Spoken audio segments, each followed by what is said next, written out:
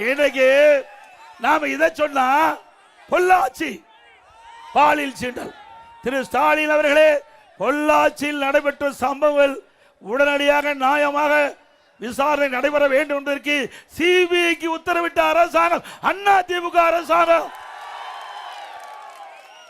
உங்க அரசாங்கத்தை போல கேடுகட்ட அரசாங்கம் இல்ல.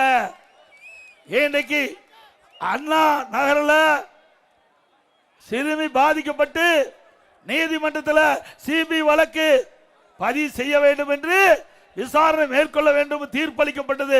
அதை எதிர்த்து இன்றைக்கு உச்சநீதிமன்றத்தை நாடிய அரசாங்கம் திமுக அரசாங்கம். யாரை காப்பாற்றுவதற்காக நீங்க உச்சநீதிமன்றம் போனீங்க? இன்றைக்கு உயர்நீதிமன்றம் ஒரு தீர்ப்பை அளித்த பிறகு அந்த தீர்ப்பின் அடிப்படையில் சிபிஐ விசாரணை மேற்கொண்டா உண்மை குற்றவாளிகளை கண்டுபிடித்து வருவார்கள்.